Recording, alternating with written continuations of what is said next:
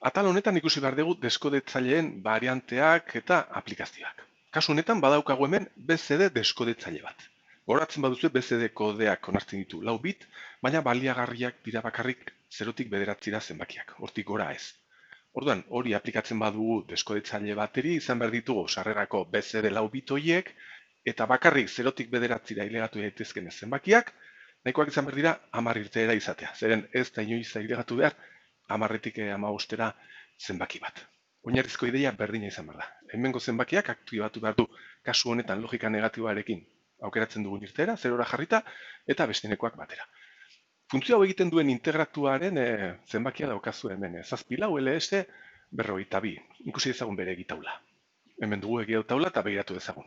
Hemen ditugu sarrerak BCBA alderantzizko ordenarekin, eta bereien kombinazioetan 0tik 9ra, BCD kodea delako, irteerak daude aktibatuta logika negatiboarekin, maila bajoan, eta desaktibatuz maila altuan. Begiratu dezagun zer gertatzen den 10tik 15ra. Zeren datuak ailegatu daitezke, baina irteera hori ez daukagu.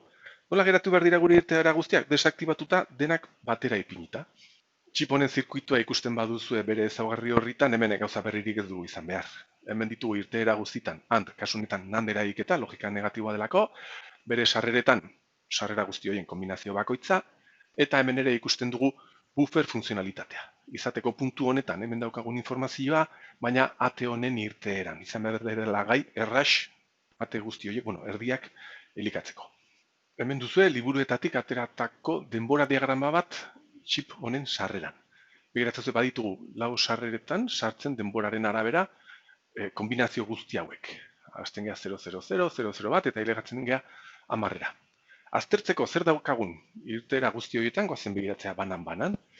Lehendabiziko irteera hau, aktibatu behar da 0ra jarrita, hemen daukagunean denak 0. Orduen ikusten badegun noiz dugunean dena 0 izan behar dela hemen, irteera hau izan behar da, egon behar da aktibatuta 0ra. Bestela, besteneko kasu guztietan, desaktibatuta egon behar da batera. Urrengo irteera, dehazpi bat, egon behar da aktibatuta kombinazio hauek direnean bat, 000 bat. Dela hemen 000 bat. Eta hor egon behar da aktibatuta 0ra jarrita, eta besteneko kombinazio guztietan batera. Eta horrela izango genituzke denak. Aipagarria da hemen ere bai, 9tik pasatzen garela 10ra, 10 zenbakira dela. Bat, 0, bat, 0. 10. Sarreran hori baldin badaukagu, desaktibatuta egon beharko dira irteera guztiak batera. Eta konfirmatu dezakegu. Zati txiki honetan badaukagu denak batera. Teorian ikusi dugun bezala. Beharko bagenu VHDL-ekin implementatzea BCD deskodetzaile bat, hemen daukagu adibide bat dataflow moduan. Hau da, ezagutzen dugun moduan, hemen ez dago ezer berririk. Entity nahi dugun izena izan behar da portuak, 4 sarrerak izan behar direla sarrerako bitak, eta irteeran kasu honetan 10 irteera izan behar ditugu, 0tik 9ra, irteerako bitak, besterik ez. Arkitekturen nahi dugun izena of entity honena izan behar da. Begin horretan, irteera guztietan logika negatiboa gauden ez erabiltzen, ez ba? Bai, daukagu bere funtzioa. Hemen enable sarrerak ez daukagunez, horrela geratuko zen. Kombinazio hori eta irteeran alderaztuta kombinazio logika negatiboarekin. Bigarren atal honetan aurkeztu behar dizuet deskodetzaile famatuena. Argi display hau kontrolatzen duena. Hauek erabiltzen dira, pertsona bati, erabiltzaile bati, zenbakiak batez ere erakusteko. 0tik 9ra. Hau da, BCD sistema bat izan behar da.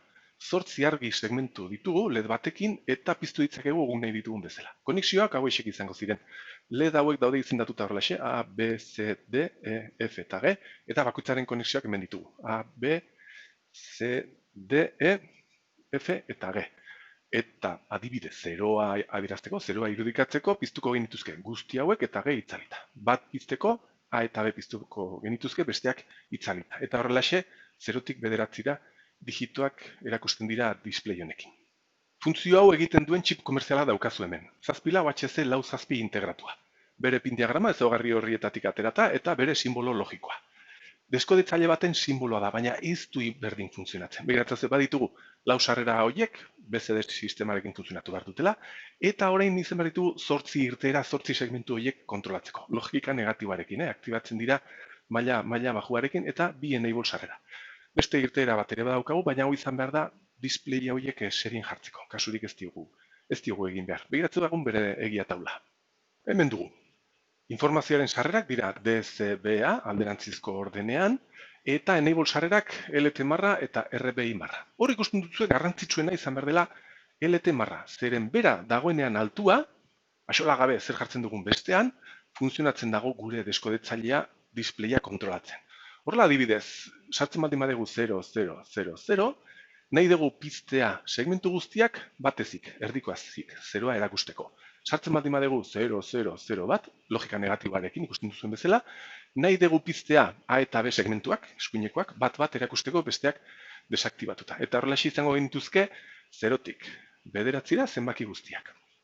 Deskodetzaile honek onartzen ditu 10-tik 15-era ere bai sarrerak, eta konfirmatu dezakezue balio horiendako beste sinbolotxo batzuk erakusten dituela erabiltzaileari. Enable sarrerak ere erabiltzen dira gure displaya zeharo itzaltzeko, adibidez H eta L jarrita enable sarrerak eta sarreretan 0 jarrita, eta ere bai piztu ditzakegu denak, adibidez konfirmatzeko funtzionatzen dutela denak edo ez, hau LE bezala jarrita, orduen denak piztuko ziren. Esan bezala, beste irteera hau erabiltzen da display hori serian jartzeko zenbaki handiagoak erakusteko. Deskodetzaileen aplikazioen 3. ataltxoan sartzen geha. Begiratazue, hemen daukagu 4 sarrerako deskodetzaile bat. 4 sarrera horiekin aukeratu behar dugu irteera bat, jarri behar dugu 0-ra, besteak batera. Eta bi enable sarrera, biak egon beharko direla 0-ra, hau funtzionatzeko, honek funtzionatzeko. Demagun, adibidez, sartzen digula hemen 0, 0, bat 0. Eta aktibatzen dugu hau 0-ra jarrita, bestenekoak batera. Hau egon gozan 0-ra. Erne orain zer egin behar dugun. Begira, hau egon behar da 0-ra, enable hau 0 dagolako. Bale, hori mantendu behar dugu horrela, eta orain, momentu batez, enable hori jarri behar dut batera. Hau batera jarrita, deskodetzailea desaktibatzen da, eta irteera guztia jartzen dira batera. Hau zegoen 0-ra, hau batera. Orduen, hau denean 0, hori zegoen 0-ra. Hau jartzen badegu bat, hau zegoen batera. Hau da, irteera honetan daukagu hemen sartzen dugun informazioa. Eta bagabiltza hemen sartzen den informazioa jartzen irteera honetan aukeratuta sarrera hauekin. Hau izango zen demultiplexore baten funtzionalitatea. Horregatik, komerzialki ez dituzu aurkitu behar demultiplexore zehatzak. Zeren funtzio hori egiteko deskodetzaileak erabiltzen dira konfigurazio honetan. Enable sarrera erabiltzen da datuak sartzeko eta sarrera horiek irteera aktibatzeko. Eta hilegatzen geha bideo honen azkeneko ataltxora, azkeneko aplikaziora. Garrantzitsuena guretzako zeren erabili behar dugu deskodetzailea funtzio logikoak egiteko. Adibidez, demagun daukagula egia taula hau, 3 aldagaiko egia taula hau, irteera horiekin, eta egin beharko dugu zirkuito, implementatu beharko dugu hori egiten duen zirkuitoa. Ikusi behar dugu nola egin dezakegun hori, 3 sarrerako deskodetzaile honekin. Bazen pausoz. Aztertu dezagun egia taula, dakigun bezala. Hemen bat ditugun lerro horiek definitzen dizkigute termino minimoak, min terminoak. Bakoitzaren adierazpena izan behar da, hau. Honena 00 bat izan behar da, abi marra, bidera bat marra, bidera 0.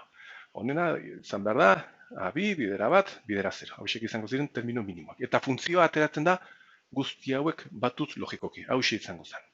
Bestalde, konektatzen baditugu deskodetzaile honen bere sarrerak aldagai horietara, guk badakigu deskodetzaile honek egiten duena, teorian ikusi dugu. Irteera bakoitzaren adierazpena izan behar da sarrera horien termino minimoa, edo kombinazio bakoitza. Adibidez, S0 izan behar da, abi marra, bidera bat marra, bidera 0 marra. Eta izan behar ditugu kombinazio guztiak irteera guzti horietan. Beraz, funtzio hau egiteko behar baditugu termino hauek batuta, hemen denak ditugula, aukeratu ditzakegu, nahi ditugunak, hauek, S1, S2, S1 eta S7 direla lerro horiek eta direla termino minimo horiek. Hauek denak aukeratuta eta batuz, behar dugula hori, hemen izan behar dugu irteeran, termino horien batura izan behar dela behar dugun funtzioaren berdina. Oso ideia simplea. Egia taula egiteko, konektatzen ditugu sarrerak aldagai horietara, aukeratzen ditugu termino minimo horiek behar ditugunak, eta batutzen ditugu funtzioa lortzeko. Oso konexio simplea funtzioak egiteko. Zer gertatuko zen, ikusi duzue txip komerzial gehienak badokate beraien irteeretan logika negatiba, bolotxo horiek. Orduan, nola aldatuko zen gure funtzioa lortzeko funtzionalitate hau deskodetzaileekin. Hemen daukagu egia taula bezala, termino minimoak, behar dugun funtzioa, kasu honetan, deskodetzaile honek egiten dituen funtzioak, sarrerako aldagai horien arabera, izan behar dira termino minimo guztiak, baina denak bolotxo horri esker aldenaztuta. Orduan, funtzio hori lortzeko egin beharko genukena da, behar ditugun termino minimo horiek hartu, aldenaztu, notate batekin eta gehitu. Baina, De Morgani esker, nahikoa izango zen nandate bat erabiltzea. Honekin egiten ari garena da, lehendabizi not eta gero baturen eraiketa berdina. Kasu honetan, nand batekin biltzen baldin baditu lerro horietako termino minimoak, behar ditugun lerro horien termino minimoak, nahiz alderantztuta egon, lortzen dugu irteeran behar dugun funtzio logiko berdina.